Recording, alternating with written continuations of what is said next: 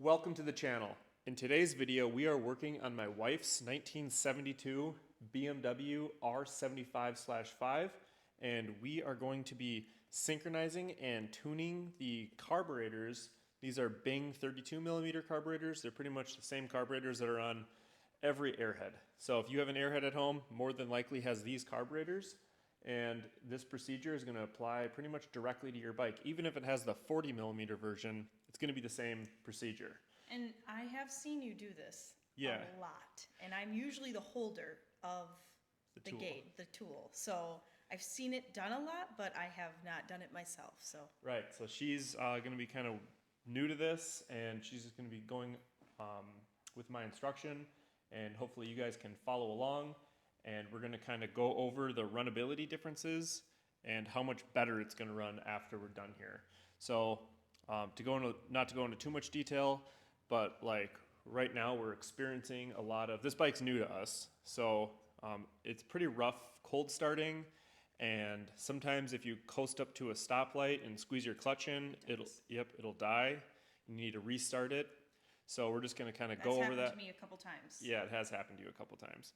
But hopefully we're going to get a little bit more power out of it, a little bit better gas mileage, better cold starts, better hot starts. And I get to ride today. And we're going to take it for a little bit of a ride. Yes. So without further ado, let's get to it. Before we get started, I just want to go over some other things that I've done to make sure we're kind of set up for success here.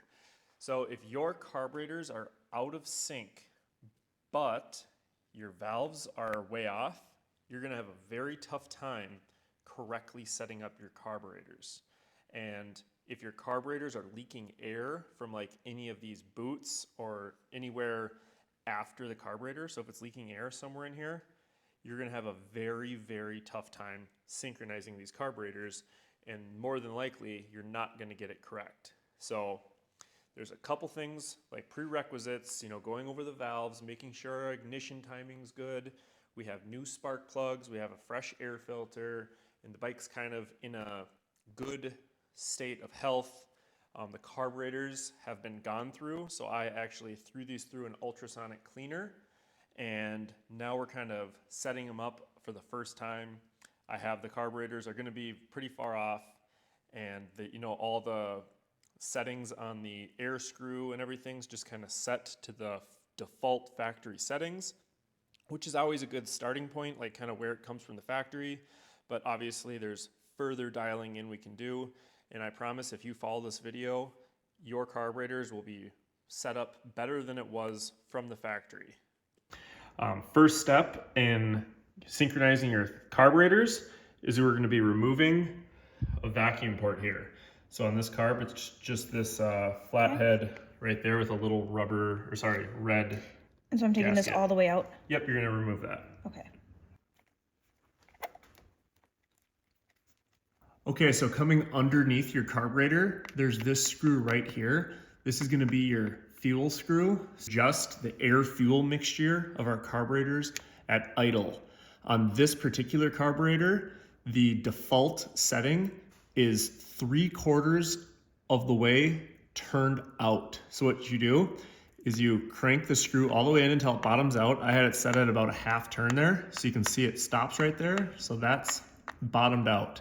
So we're just gonna go 1 3/4 of the way out. And if you look on the side of your carburetor, this number is 643210. The 32 designates that this is a 32mm, and then the 10 is like the, like the variation of this carburetor. So they're all gonna have a different spec. So usually it's like the right side is an even number and the left side's an odd number. So the other side's gonna be like 6432.9. But with this number, you can get the factory specs for the carburetor.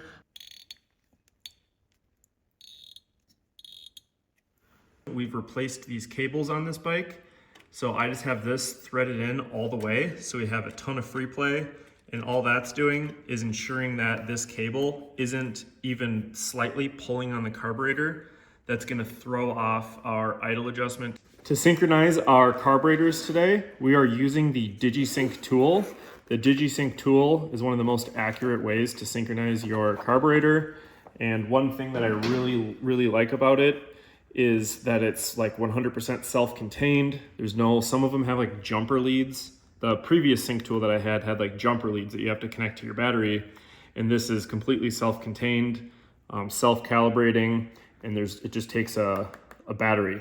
It also is magnetic, so when you're synchronizing it, you can just stick this to your bench and you don't have to worry about it vibrating off your bench and falling down.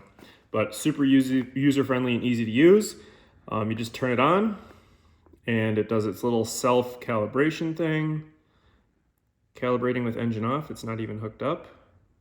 And calibration done, turn engine on. So now we're gonna hook up our hoses and turn the bike on and see how far off we are.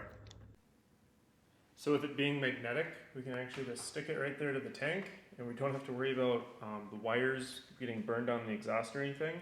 And then our hoses, we're gonna hook up to these ports here, where the screws were that we took out earlier. And then we'll just hook this hose up to the other side, and this is as you can see, there's 4 hoses here. So this is a 4-channel version. But you just truly only need 2. I only need 2, so the other 2 can literally just leave open. Okay. So this being a 2-cylinder engine and has 2 carburetors, we use 2 channels. For if you guys want to purchase this, I do sell a 2-channel version, a 4-channel version, and then a 6-channel version. Start it up.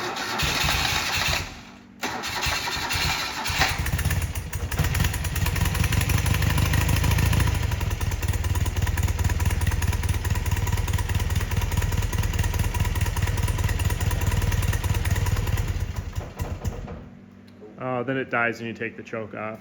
Okay. Yeah. It's not running very well. I'm gonna adjust the idle here up. Right here. So I'm actually just adjusting the idle up to get it to run a little bit better. Okay, here we go. All right, so the first thing I'm gonna do here is what they call an idle drop test. We'll let this warm up, get up to operating temperature. An idle drop test is where we are going to mess around with the idle adjustment screw down here, the one that we set to 3/4 of the way out. And I'm going to unplug the spark plug on one side of the cylinder.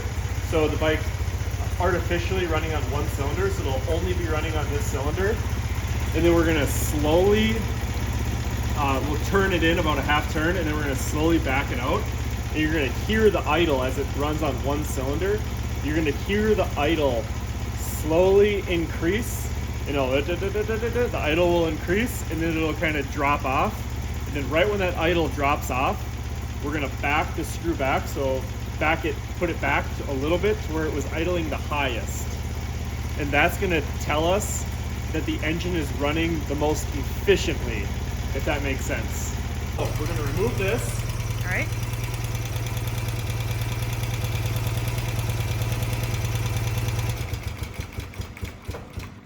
So you can see the bike was running on one cylinder and then it died. So it was running on this cylinder? No, it was running on the other cylinder because this is the cylinder that I removed spark from. Okay. So right now it won't run on one cylinder. So let's go to the other side. I'm just gonna bump the idle up so it would run on one cylinder. All right, so when we removed the left-hand spark plug cap to have the engine only running on the right cylinder, the engine very quickly died. So that's basically telling me that the bike can't run on this cylinder alone. So we're just gonna bump the idle up in order to basically give this cylinder, I'm just gonna give it one full turn. All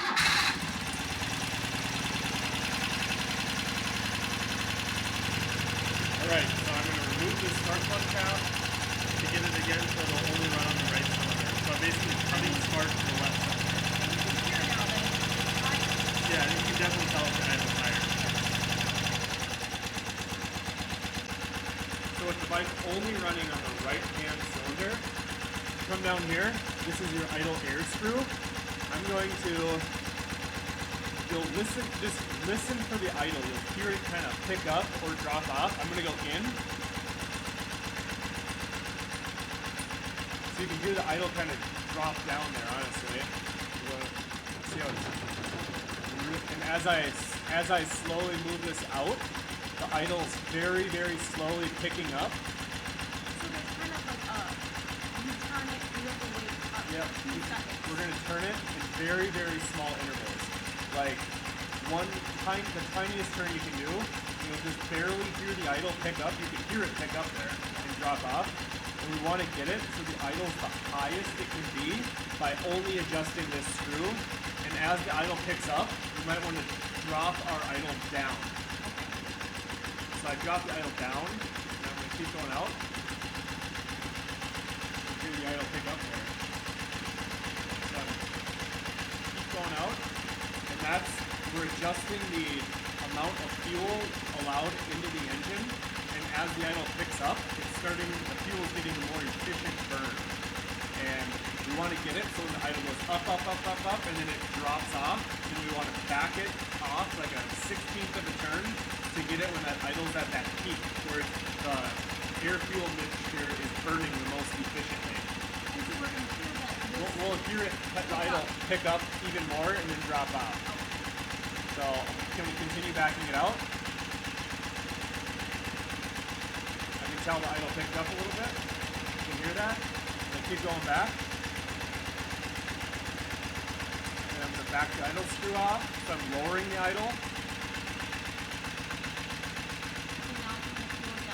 The idle's slowing down.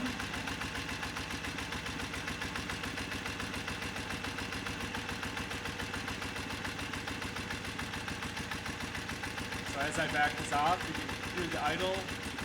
Oh, see? Right there, the idle just slowed down. So I'm going to crank this in just a little bit.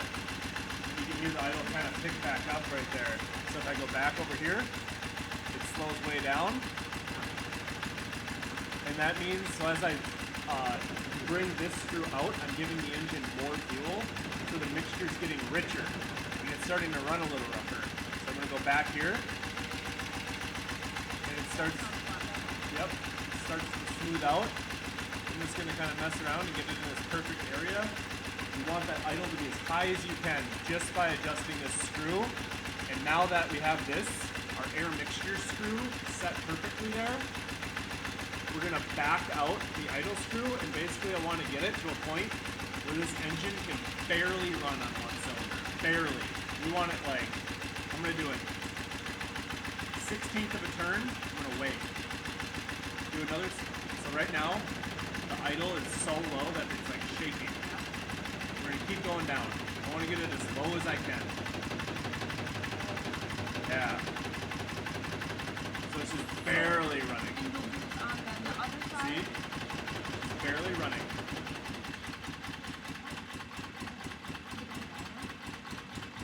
No. Perfect. See how it's just barely running on that one cylinder? So now, let's come over here to the other side. So the engine's only running on that one side, and this spark plug wire is detached. It's probably idling at 200 RPM. So I'm going to reattach this. It might backfire. You can hear the idle pick right back up. Right? Boom, right back up. So now, obviously, the engine's not running. I let it cool down a little bit because this is an air-cooled motor, and you can't be doing this sync procedure just all at once because the engine can get pretty hot. You want to just give it a little bit of time to cool down between doing these. So it's been 10 minutes or so. This engine's cooled down, and we're going to start it back up, and I'm going to pull the right spark plug so it's only running on the left side, and we're going to repeat what we just did. Okay, it starts right up. I'm going to pull this off. It might die again, and we might have to adjust that idle up. So it's actually idling pretty high.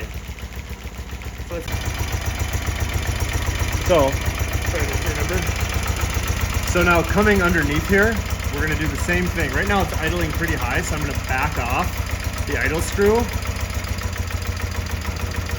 So you can hear the idle come down. When the idle's lower, you can hear you can hear the difference in the mixture screw much more obviously. So I'm going to just crank it in and see what happens. Oop, that went down. So I'm going to keep backing it out. You can see the idle picked up and the bike actually kind of smoothed out a little bit. Yep. So I'm going to keep going out. I'm going to back this idle down because it's idling kind of high there. Ooh, it's idling really low. I'm going to keep backing this out. Try to listen for it to pick up.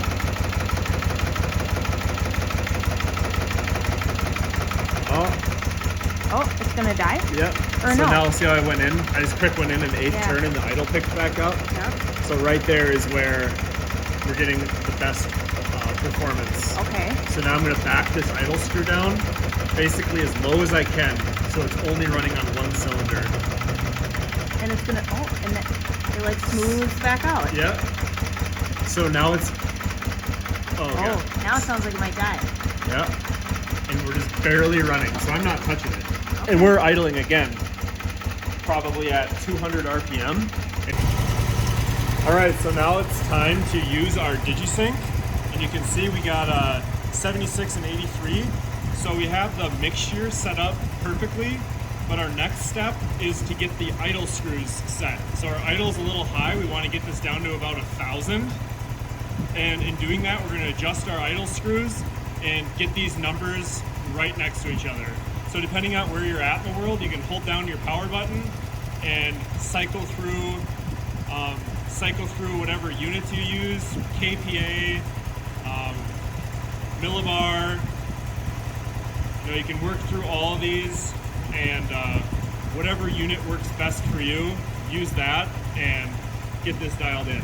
And so the two bottom numbers, when you go back to that main screen, those two bottom numbers, we're not worried about those right now. Is that right? Well, let's go back to the screen here. So the two bottom numbers, no, we're not worried about those. Or just those two top numbers are all... Just the two top numbers. The Okay. reason we're not worried about the two bottom numbers is because this is a 4-channel unit, and this Oh, is yeah, we're yeah. only using Yes. the 2 channels. Okay, all right. So now let's get this dialed in. We'll let the engine cool down, and we'll get it dialed in. Since we're letting the bike cool down, look at how popular the R75/5 is. We have another one in our garage. So now we can go ahead and use our digisync tool. So I just have it stuck to the side of the gas tank here, and as you can see, our left cylinder is at 52, and our right cylinder is at 58, and what we're trying to do is get these to be right around the same. But also, we're idling right around 1200 RPM, and we want to bring that down to 1000. So rather than increasing the idle on the right side to get it to even out, we want to decrease the idle on the left side to get it to even out, because we want to lower our RPM. So, if we come down here to the carburetor, I'm just going to loosen this screw just a little bit, and you'll hear the idle go down. And if we look at our digisync here, we should see those two values start getting a little bit closer to each other. So I'm just backing this out ever so slowly, like an 8th turn at a time. You can hear the idle starting to drop.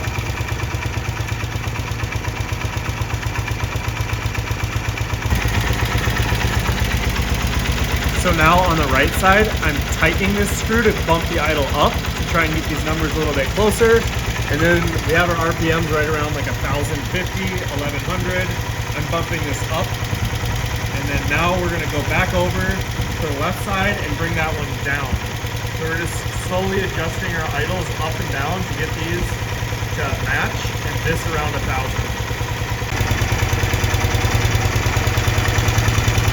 So now I'm backing out the idle screw on the left side. You can see those values get closer, 55. But our idle's starting to dip down. So we don't want to get our idle, you know, now it's at 900, but we're 56 and 58. So now I'm going to go to the right side and give it a little bit more idle. So the idle's right around a little, just above, right around 900, and we're at 57 and 58. So now I can give the right side a little bit more idle.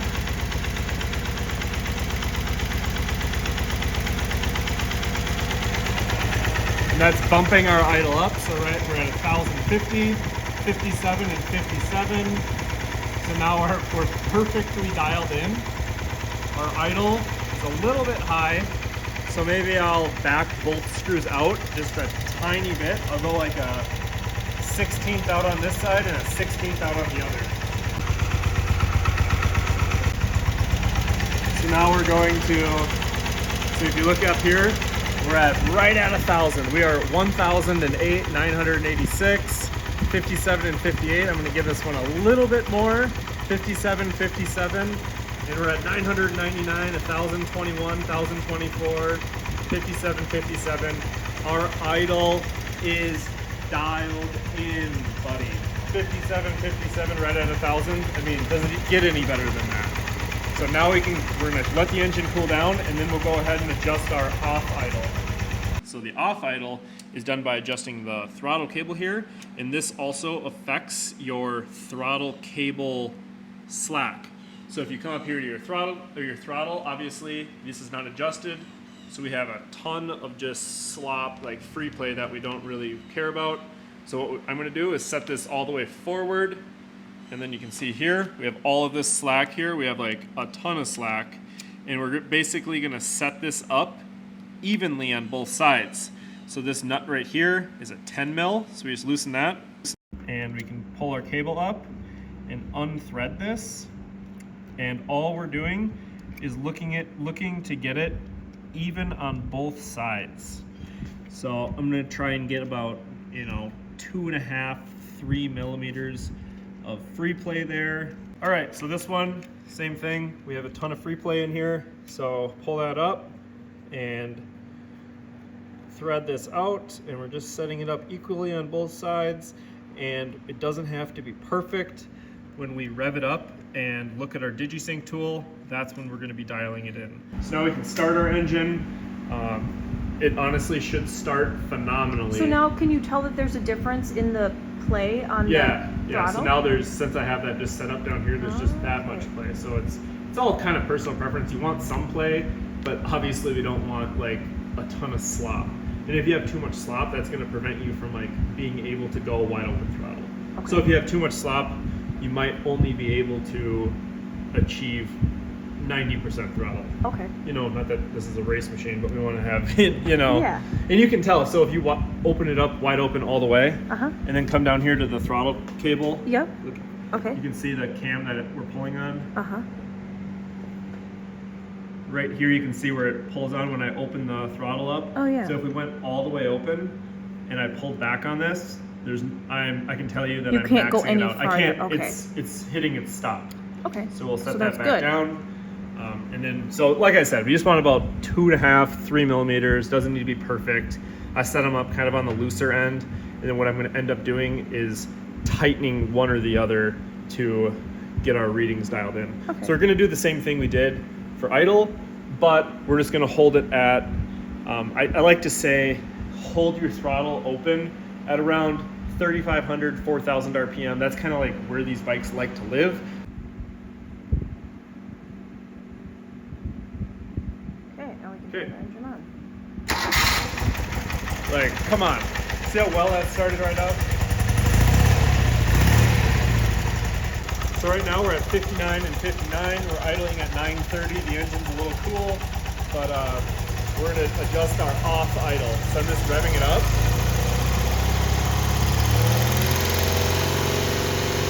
And you can see we're at 39, 41. So in order to get this correct, what I want to do is adjust this out. So we're going to actually tighten up the cable. So I'm just going to loosen up that 10 mil. So then will there be less play in it? You're creating less play. I'm creating less play. I'm just going to go out. I went out a half turn, and then I'll tighten this back up, and then we're just going to bring it up to 4,000 RPM and look at our gauge. Okay. So now we're bringing it up to 4,000 RPM.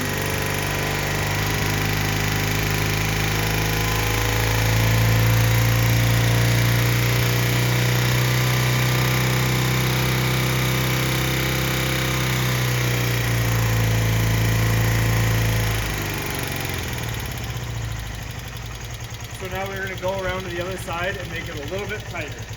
Tightening this side up again, just ever so slightly. By tightening it up, we're backing it off. And then I'm going to just another half turn, and then we'll recheck our readings. And basically, I'm just going to go back and forth doing the same thing. Taking so much play there is now in it. Right, so just kind of recapping here, you can see our idle. We are both at 59. We're idling at 973, 942. Just under 1,000 there. That's right where we want to be. These numbers are perfect, both our mixtures are perfect, and we're gonna rev it up to about 4,000 RPM.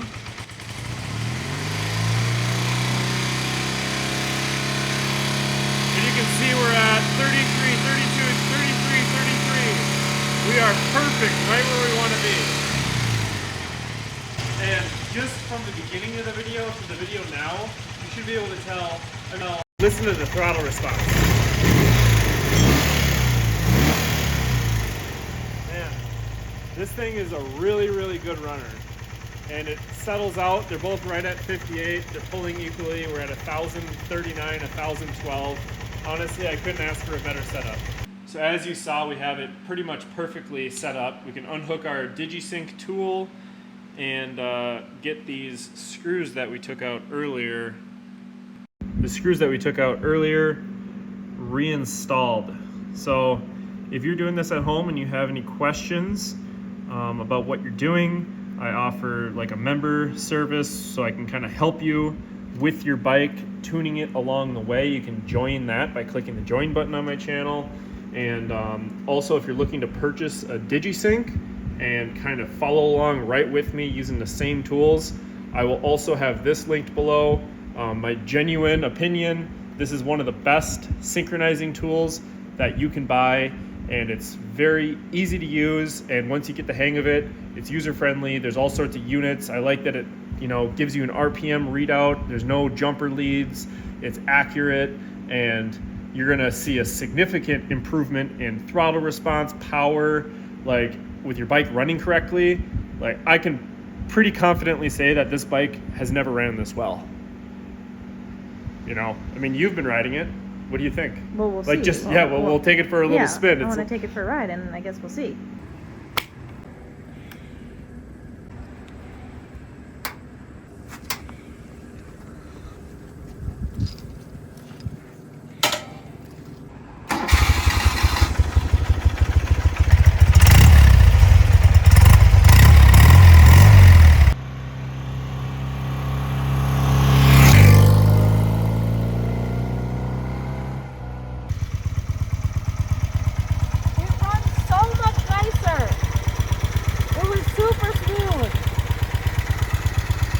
Two thumbs up. 2 thumbs up.